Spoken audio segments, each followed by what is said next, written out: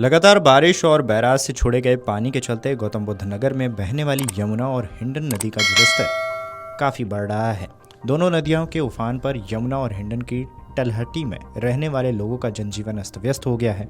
यमुना और हिंडन का जलस्तर बढ़ने से कुल 43 गांव प्रभावित हुए हैं। इनमें सदर तहसील के 12 और दादरी के 6 गांवों में आबादी प्रभावित हुई है, जबकि जेवर के 25 गांवों में फसलें पूरी तरह से नष्ट हो चुकी हैं।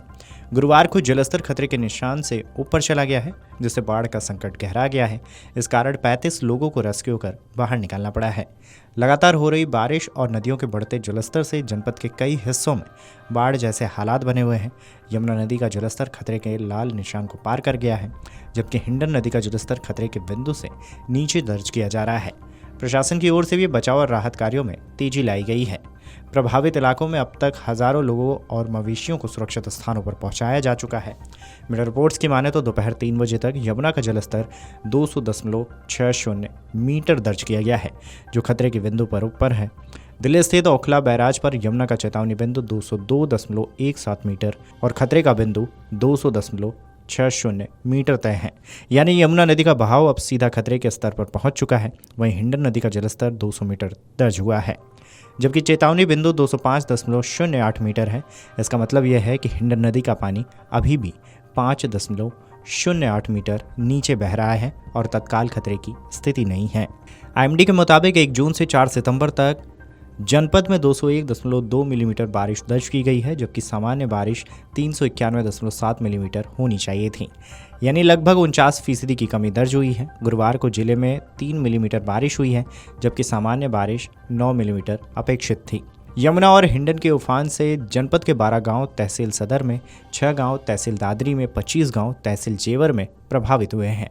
इन क्षेत्रों की आबादी और खेती पर सीधा असर पड़ा है। अब तक प्रशासन की मदद से करीबन 3800 लोगों को निकालकर सुरक्षित स्थानों पर पहुंचाया गया है। इनमें से 2637 लोग अलग अलग बाढ़ राहत शिविर में रह रहे हैं। सभी को सामुदायिक रसोई यानी कि कम्युनिटी किचन के माध्यम से शुद्ध नाश्ता, दोपहर और रात का भोजन उपलब्ध कराया जा रहा है। वहीं स्वच्छता, भोजन और पशुओं के लिए चारे की विशेष व्यवस्था भी की गई है। प्रशासन का कहना है कि आवश्यकता पड़ने पर इनकी संख्या और बढ़ाई जाएगी। मुख्य चिकित्सा अधिकारी की निगरानी में 6 रिस्पांस टीम गठित की गई है, जो अलग अलग जगहों पर लगातार ड्यूटी दे रही है। बाढ़ नियंत्रण कक्ष में भी स्वास्थ्य कर्मियों की शिफ्टवार तैनाती की गई है।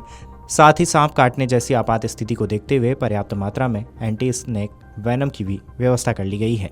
बाढ़ प्रभावित क्षेत्रों में पशुओं को बचाने के लिए sector 135 green belt Pushta road पशु शिविर स्थापित किया गया है। यहाँ तकरीबन 1471 गौवंश को सुरक्षित पहुंचा दिया गया है। बाढ़ राहत बचाव कार्यों के लिए राष्ट्रीय आपदा मोचन बल यानी कि एनडीआरएफ की 2 टीमें भी लगाई गई हैं।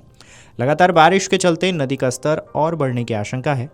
साल 2023 की स्थिति को याद करते हुए लोग डरे हुए हैं, क्योंकि तब यमुना में 3 लाख क्यूसेक से ज़्यादा पानी आ गया था, जिससे 67 गांव प्रभावित हुए थे।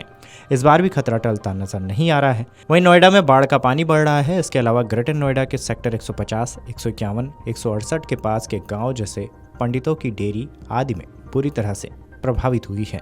बाढ़ प्रभावित क्षेत्र में स्वास्थ्य विभाग ने शिविर लगाकर मरीजों की स्वास्थ्य जांच शुरू कर दी है। जनपद स्तर पर नियंत्रण कक्ष 24 घंटे संचालित है। इसके लिए 3 शिफ्टों में कर्मचारियों की ड्यूटी भी लगाई गई है। वीडियो डेस्क अमरउजाला.com। अगर आप ये वीडियो YouTube पर देख रहे हैं तो हमारे चैनल को सब्सक्राइब कर बेल आइकन दबाएं, और Facebook पर देख रहे हैं तो हमारे पेज को लाइक करें।